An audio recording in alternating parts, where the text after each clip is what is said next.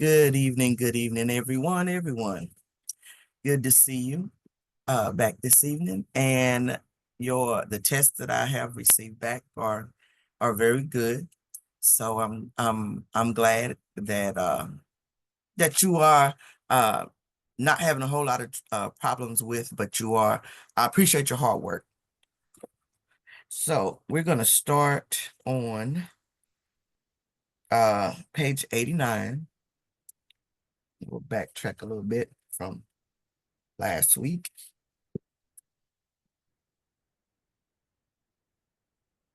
On page 89, under designing a staffing plan, the changing nature of the church or the community must be taken into account along with the financial and the human resources available. Dr. Ramsey, I'm sorry. I have mine downloaded on the computer. I don't think I got the same page numbers as y'all. Um, what chapter are we in? We're still seven, We are in chapter 5. five. Okay. And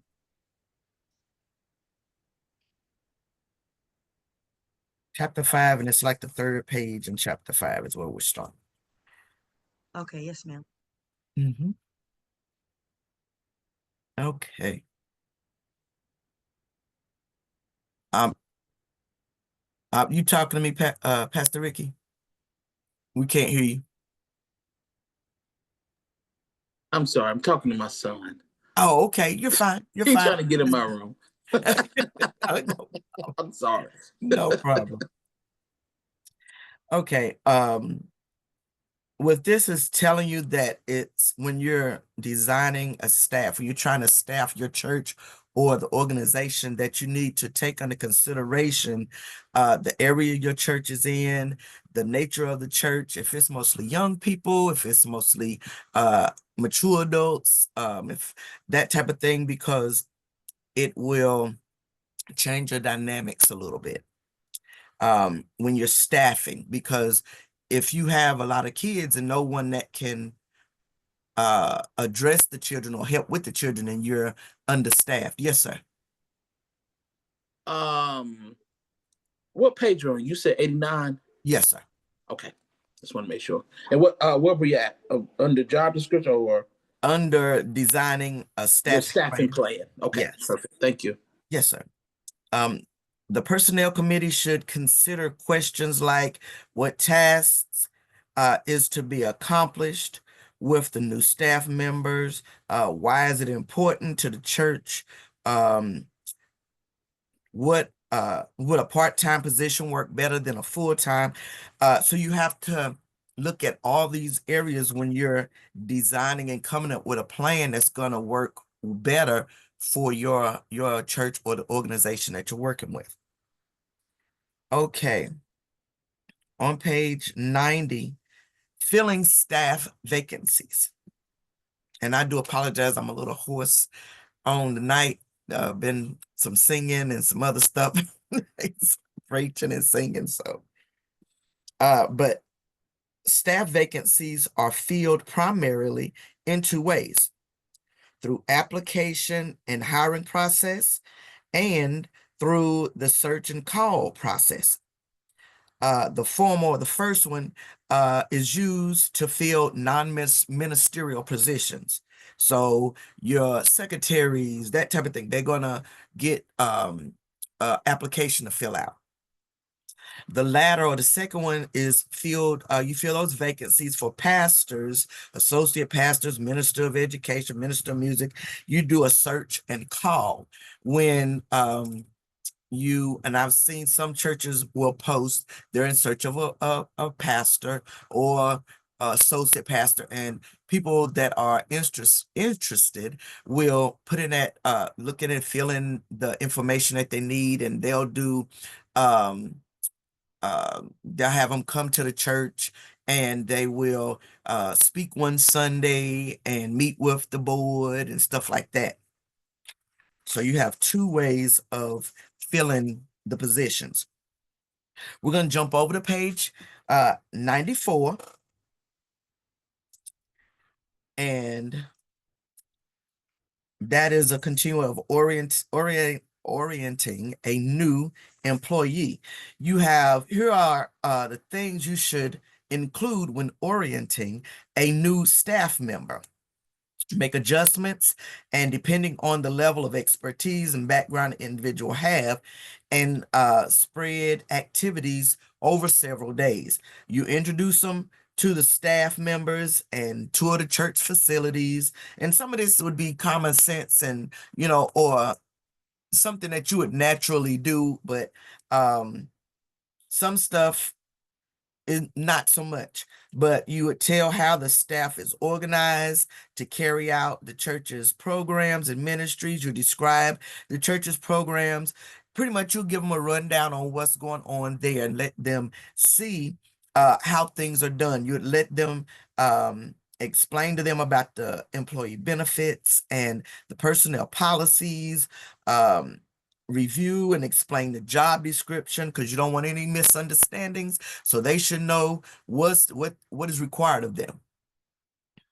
Tour the community, introduce them to new people, to important business contacts, that depending on what their job is. Okay. And then on page 96, you have an example form of an application, a basic application and I would say have this type of information on all your employees of the church. Because if they've had a criminal background check and, he's leading the flock, you need to know some of this stuff. You don't need anybody that's a sex offender over the children or this, that, and other. So, reference checks, that type of thing. Okay, page 99 tells you job descriptions of the pastor.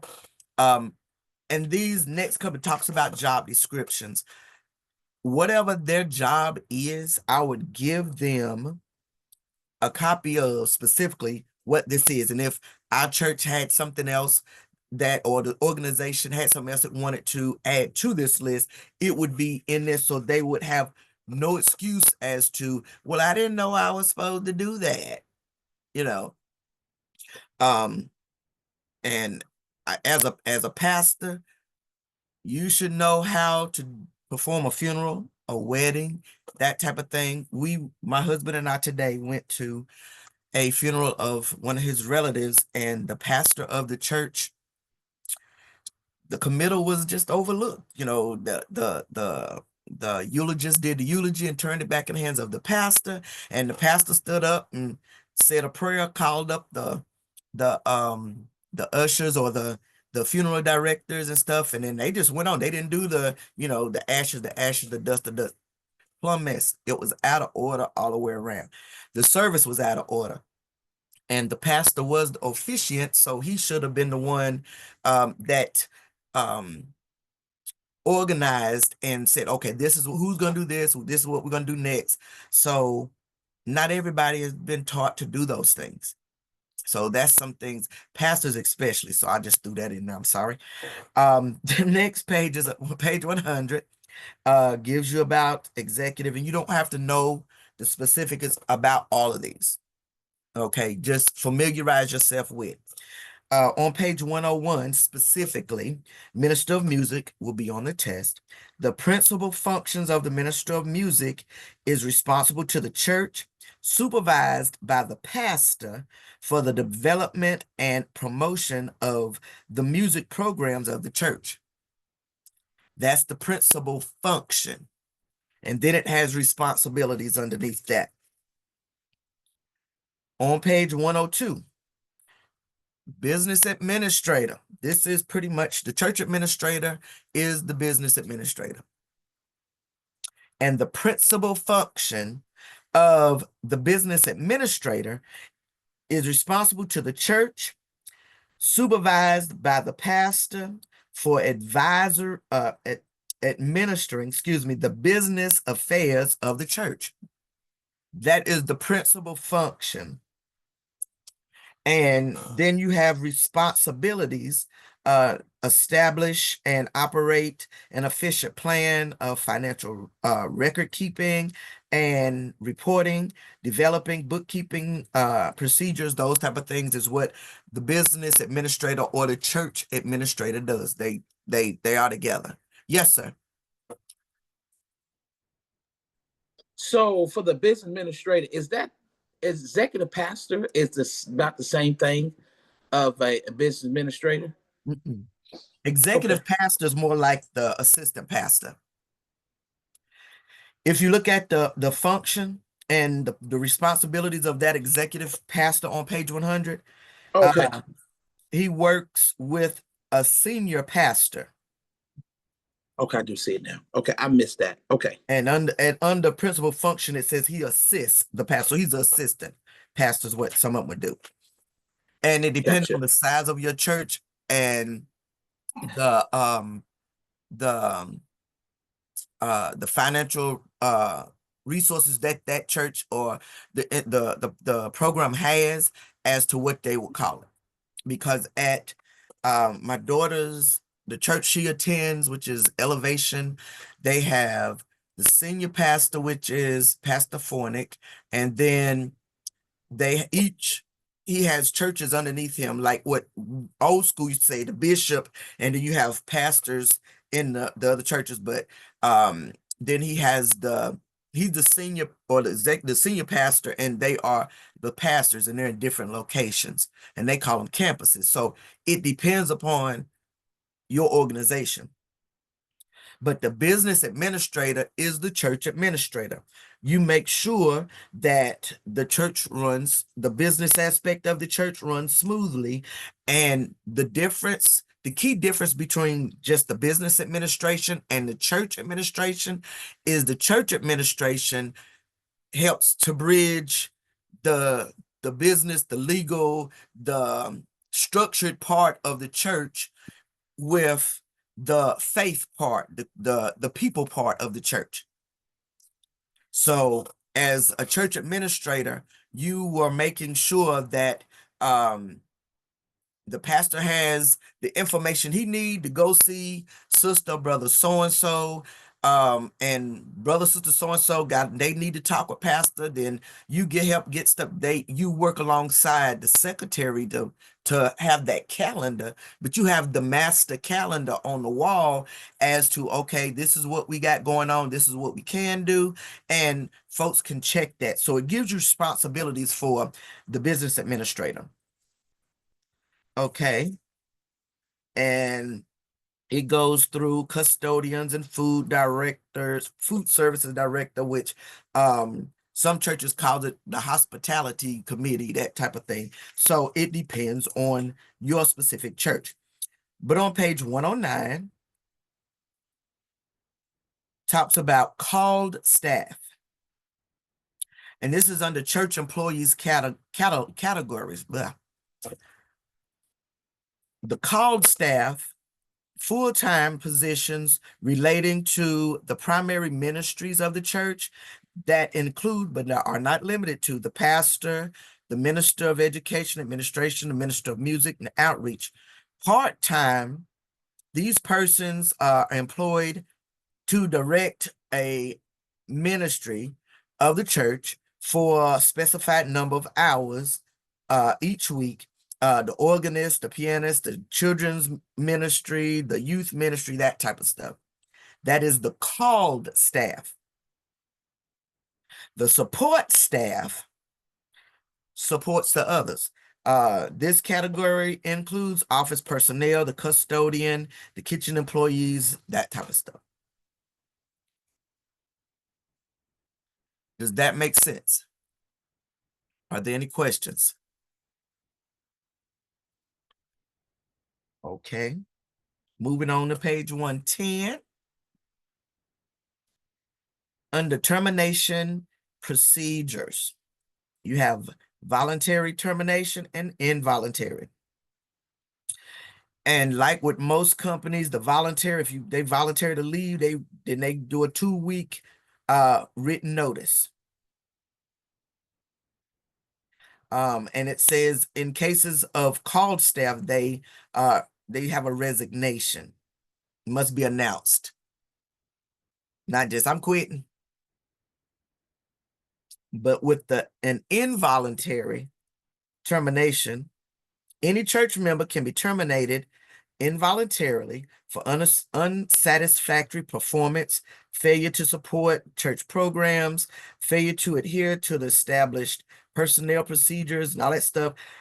Support staff may be terminated by his or her supervisor with the approval of the personnel committee, and the called staff, the ministers, the pastor, that stuff, can be only terminated by the church. The called staff termination involuntary must be given up to 3 months severance pay and benefits as demonstrated in the personnel committee.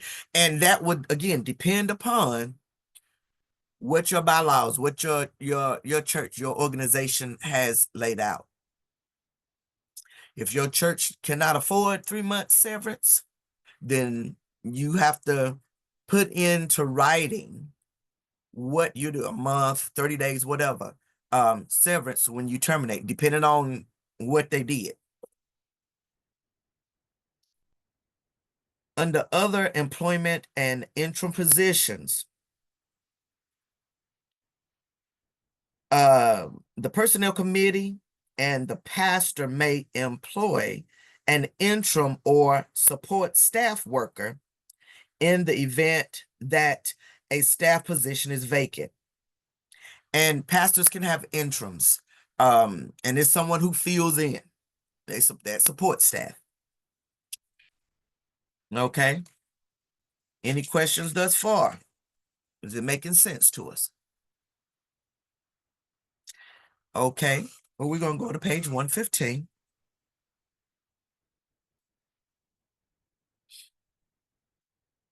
The purpose of the church office. It's not just there to look cute, you know. The purpose of the church office is to provide support services that assist the congregation in achieving the church approved goals. That is the whole sole purpose of the office. And that be it, if you're having a youth program, then that the church office is there to make sure stuff is set up and in line. Time slots is filled. You sent out the invitations. You sent out. You got approval on who's gonna speak on what, and got that stuff took care of. That's the key purpose of the office, is to make sure that it achieves the church approved goals. Under the guidance of designated leaders, tasks will be organized and performed in such a manner as to enable a church and its leaders to function efficiently and effectively. That's what we want. Everything's decent and in order. And if I'm going too fast, let me know. On page 118, guidelines for the work areas. And I'm going to ask if Sister Smith would give us the first two. Determine what needs to be done at each workstation, the appropriate furniture, the necessary equipment, and the resources that need to be nearby. Design each work area so that all major items such as phone, computer screen, and primary reference materials are within a radius of about 3 feet from the worker. A swivel chair with rows is preferable for many situations. This allows quick, easy access to secondary resources, file cabinet, supply shelves, within about 6 feet. All right. Pastor Ricky, give me 3 and 4. Or give me 3. Number 3. Locate large or noisy operations away from the central office. In a small church, this may be in the next room. In a big church location, most appropriate for the operation should be selected. Be sure to check the lighting, power, heating and cooling, and communication needs for remote office function, such as printing, addressing, and mailing. Okay. Sister Harris, if you do number 4 for me. Number 4, storage areas of often used supplies should be in the immediate area where they are used. For example, printing supplies should be in the printing, duplicating area, and financial materials in the area or office where such matters are handled. In a small church, you need a main storage cabinet. This would be located so that a secretary could secure paper or printer supplies without leaving the phone or reception area unattended. For all storage areas, label the location on each shelf or in each drawer for all items kept on hand. When the supply of a certain item is low, it will be easy to determine what is needed and reorder. A storage area for coats, umbrellas, lunches, and other items belonging to workers should be provided in a convenient but out of sight location. All right. Number 5, Pastor Jessup. Arrange workstations so that there is a minimum of distraction to a worker when someone walks by. In general, arrange a walkway on one side of a work area rather than through it. Whenever possible, arrange a divider at least 54 inches high between workstations to provide privacy, to control the noise level, and to avoid distraction. Make sure that all areas have good overhead lighting, preferably natural light, fluorescent, and adequate ventilation. Mm-hmm. And number 6, Sister Broswell. Evaluate your office arrangement whenever new workers come or there is a change in work assignments, equipment, or quantity of work. Experiment with various arrangements by using a computer design program or graph paper to sketch out the possibilities. And I don't know about you, but I've been in offices where it is chaotic. The flow isn't set up well. They got stuff is too close or too tight. So this just gives you a layout of how you can set up the church office to where it flows. People can come in and say, tell you something private matter that they need to discuss with, and not have everybody in your business. So I mean, it may seem simple to some, but I've been in offices and doctors' offices, and it's not like this. Okay, on page 123, there are guidelines for equipment auditing. And familiarize yourself, but the one I want you to really keep in mind is a fireproof safe or filing cabinet is absolutely necessary for keeping valuable records. I know of a church that they had a stuff in box files. I mean, it was a smaller church, but they had it in box files. And then when storm hit and power lines went down, ceiling was leaking, and that room got wet and records got destroyed. So you need a fireproof file cabinet or safe for your the records you need is financial records, people personal information, that type of stuff that's on. If you donate to certain people, you want to keep that stuff separate. And if you have employees, you want their personal information safe and locked away. On page 125 gives you guidelines for office protocol. You should have set office hours. You should have a dress code. Everybody should, and it irks me to see folks out in public in their bedclothes. And to see somebody they hair all over their head and pajamas on, that's I don't care who you are, that is not. I mean, everybody has a bad day from time to time, but if you coming from the hospital, then you got an excuse. But I've seen folks just, I'm going like this. Reception duties, how to greet your callers, on the phone or in person, using titles. So these are the protocols. So familiarize yourself with the protocols of office. And a lot of us are in work, worked in offices or schools or different areas. So we have a little more understanding. And if we go to page 128, record retention schedule. Keep at least 3 years. Deposit records, bank statements, and process checks.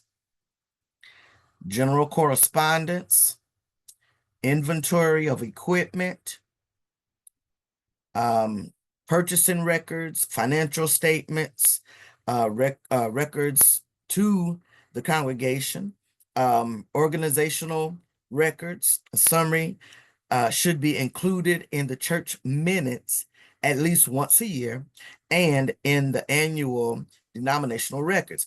For me, anything dealing with money, I would say keep 7 to 10 years, because when I spoke with and got the information online from the IRS and the church, not the church, but the banks, they go back 7 years, sometimes 10. They want to know your financial records. They don't have to. The minimal is 3 years, but they can go back 10. And if the church needs or wants to acquire a loan from a bank, they do 7 to 10. Or whatever your organization that you're working with. A lot of banks, especially not for profit, they want to know that you have the income for a steady amount of time to be able to pay that loan. And IRS with smaller churches, they are more they're on smaller churches more than the bigger churches, because the smaller churches normally don't have the resources to hire accounting firms and stuff to keep their records straight. But for the book's purposes, it says 3 years.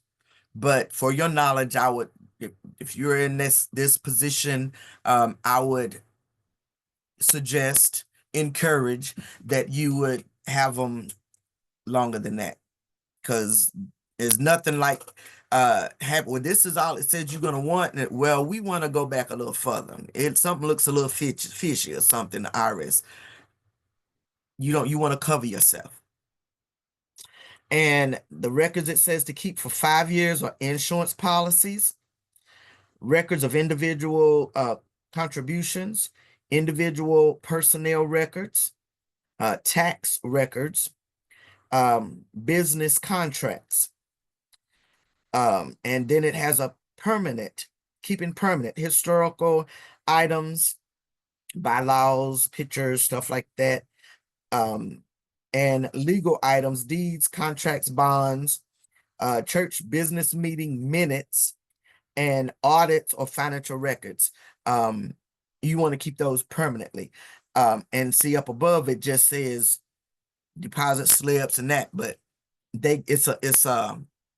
you have a gap that they can adjust to, they can call. So yes. All righty. Are there any questions, comments, concerns, or remarks?